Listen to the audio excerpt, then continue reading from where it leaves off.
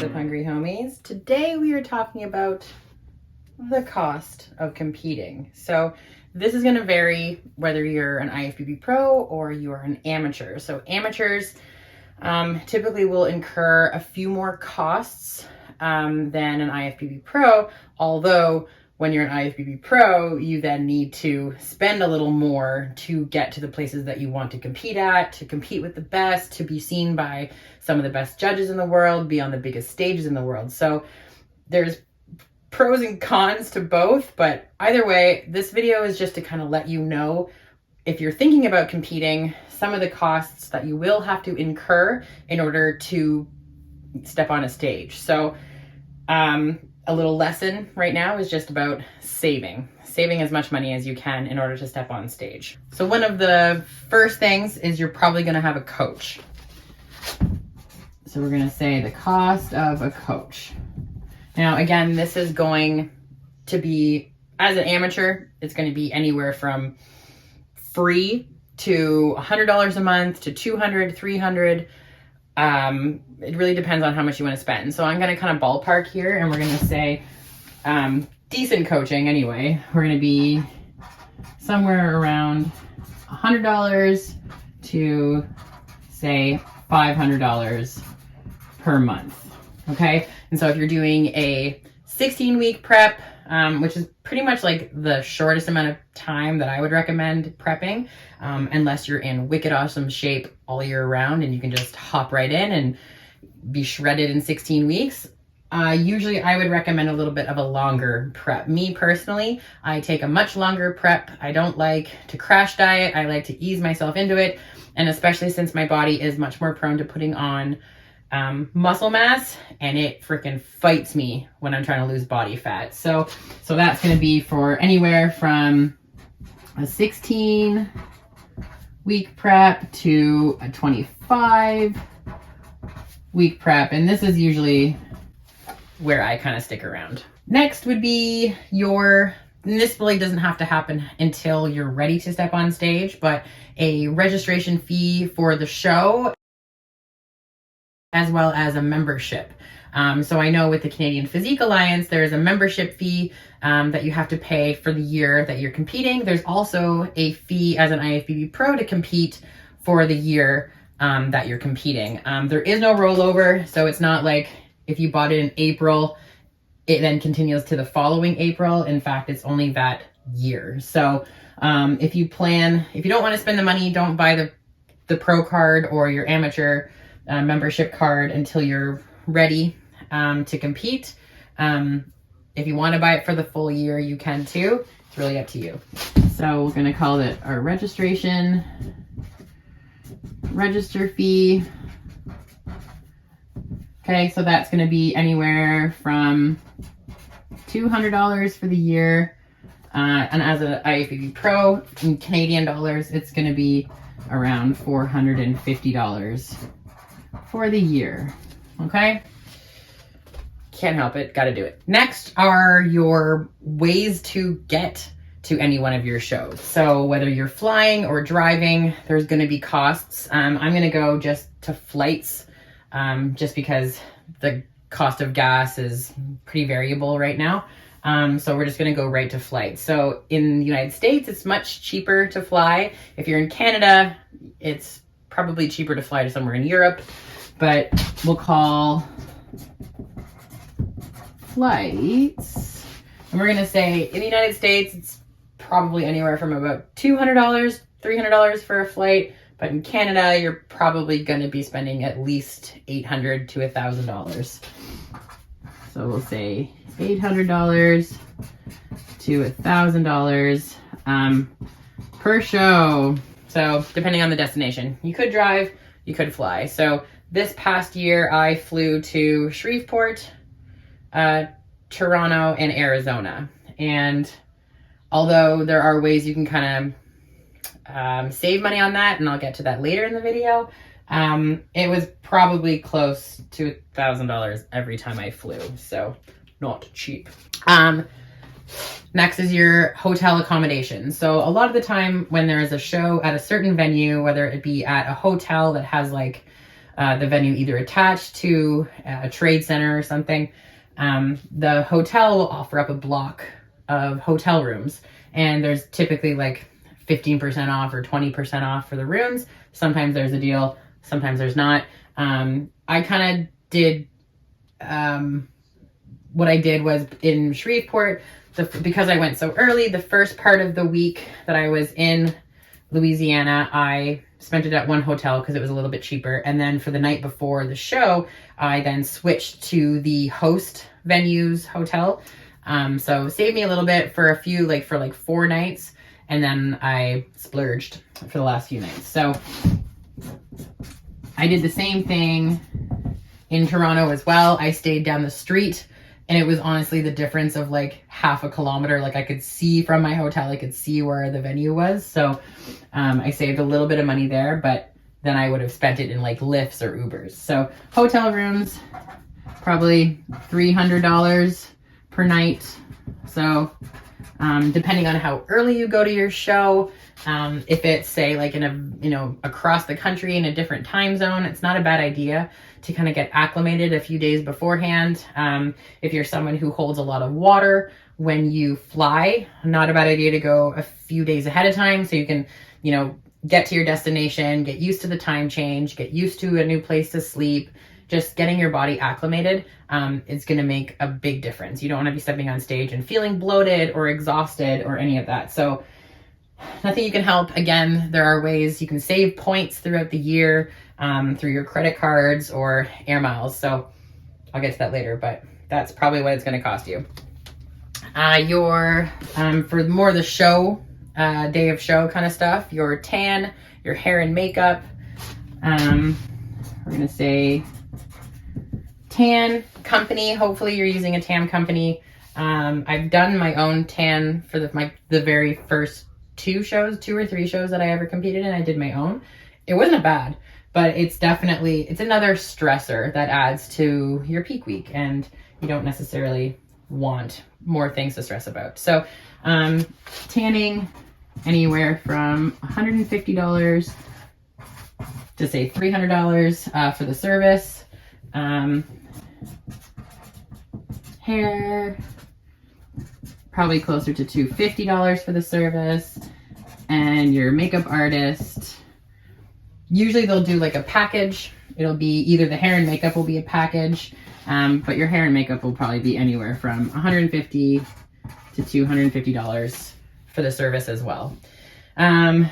More things that you'll need for the show, depending on your category, whether you need 2 different kinds of suits. So for female bodybuilders, typically in the morning show, they'll have like a less blinged out suit. And then night show, they'll have more of a blingy suit.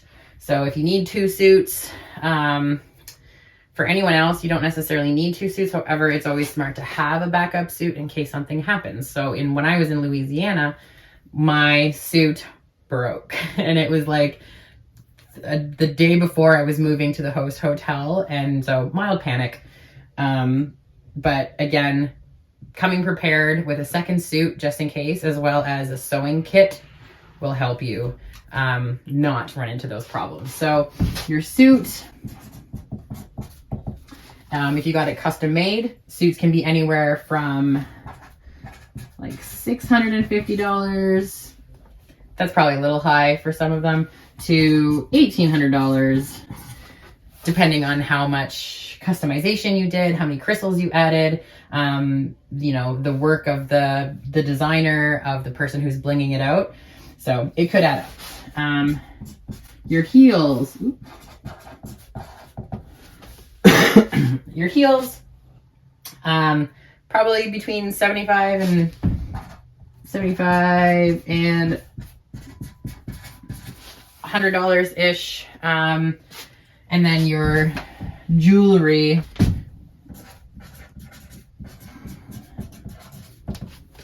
can be pretty cheap, or you can get some better quality stuff. So I'd say anywhere from $25 to $150 plus dollars. So these are kind of like the low ends and the high ends of what you're going to get for pretty much the things that are mandatory for a show. And this isn't to mention your food. The week of your peak week is usually the most expensive, unfortunately, because you're like stocking up on food, grabbing all these little extras and essentials, you know, things like extra sheets for the bed for when you're all tanned up, you know, making sure you have enough salt and pump up stuff, and the list goes on. So these are kind of what you need. So now I'm going to kind of break these down into ways that you can save some money. So we're going to do saving money. Okay, so coach, like I said, I wouldn't recommend skimping on a coach. You don't need to go crazy. Some coaches are cheaper than that, but again, if you're looking for a quality coach, you're probably going to end up spending money. So I'm not even going to write that. I wouldn't recommend saving money on that. Registration fees, that is a non-negotiable. You can't fix that. For flights, so we're going to say flights. Not that I'm going to give you a number that you should bring things down to, but ways that you can save are using your air miles. You can use, what's it called? Aeroplan points. So I used a lot of Aeroplan points and I used a lot of air miles for my trips this year. And I actually got a credit card with Bonvoy Marriott points. So I'm already up to like 2-week stays just from buying stuff and accumulating points. So accumulating points through the year is going to help you save on flights as well as hotels. So you can get different credit cards for points, etc. So kind of thinking ahead in the beginning of your year, ways to save on flights and hotels. Usually the best way is signing up for some exclusive deals with different airlines, using different credit cards to accumulate points, air miles, etc. For things like tanning, hair, makeup, even jewelry. So what we're going to do is you're going to look for discounts or affiliate codes. So you'll see lots of people being like, use Alyssa 10 to save. And so if that's going to knock off even just the tax 15%, I think that's a great way to save. And in this sport, I think it's a pretty lonely sport. So I think it is really important to use other people's codes to show them that you're supporting them, to save yourself some little money. So don't be afraid to use people's affiliate codes and discounts and whatever else. For suits, you can borrow. You can borrow a suit. You can rent a suit. You can reuse a suit. So there's always ways that you can get a better use out of your just one suit. I've used the same suit for the last 3 shows. I bought a used one from a few seasons ago, which was much cheaper than either of these numbers. So rent, borrow, reuse a suit. It's not a big deal. Again, there will be competitors that have affiliate codes, so don't be afraid to use those codes as well. Same with jewelry. Jewelry, you can use discount codes, so you can use codes. You can find them on Amazon. So my last set of jewelry I bought from Amazon, and it was great, and it was a fraction of the price. You can tell the quality isn't necessarily there than some companies, but at the end of the day, I'm going to want to save a couple bucks. Heels. This is a funny one. Heels, you can borrow, or if you check out sex shops. If you think about it, like, there have a lot of like sexy lingerie or sexy footwear. So sometimes dancers will go to a sex shop and buy heels. My first set of heels came from a sex shop. So again, I saved quite a bit of money on just that.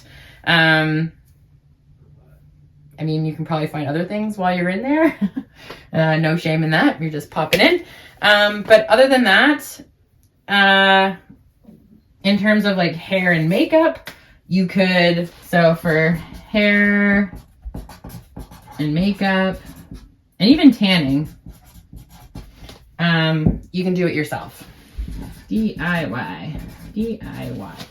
So you can do it yourself. You can absolutely do your own hair. You can absolutely do your own makeup. There are plenty of tutorials on the internet on how to do stage makeup, makeup in general. So if you're confident in that area, by all means. If you're not, then spend a little extra money and get a professional company to do it for you. But so these are just some of the ways that what things will cost and should always keep in mind. I've made a post before. If you're not financially stable, or if you're pulling from savings or doing silly things with your money, I don't recommend competing that year. If things are not financially comfortable for you, don't spend the money. Unless you can figure out a way to get things much more cheaply, it's not worth it to put yourself into debt for a show. Do it when you're ready. Financial insecurity is extremely stressful, and any additional stress is not going to be good on your body. So just important to just keep money in the bank. You know, like for me, I'm a server, so my tips typically go into a bunch of different jars, not just a competing jar, but I've got like my dog, my car. Competing is one of them, and even just a little extra fun money for my boyfriend and I. But it's just about planning and being ahead and being comfortable with where you're at before you start looking into the world of competing. There's nothing wrong with just training like a competitor and never stepping on stage. There's nothing wrong with that. I think it's great experience just to see how it feels. That being said, competing is amazing. It's so much fun. If you're someone who's competitive, it's even more fun because you're not only beating yourself every day, like you get to stand up against some of the best people in your category, in your area, in the world, depending on where you're at. So keep these in mind when you're deciding to compete. It's not cheap. It's well worth it, but there's ways to get around all the expensive stuff. So thank you for watching, guys. And please, I would really love if more people would subscribe to my channel. It really does help me out. I am trying to gain a little bit more momentum with these videos and social media stuff. So please subscribe. It's free for you and it means the world to me. So please subscribe, follow, like, and comment more if you guys want to see more. Thanks, Hungry Homies.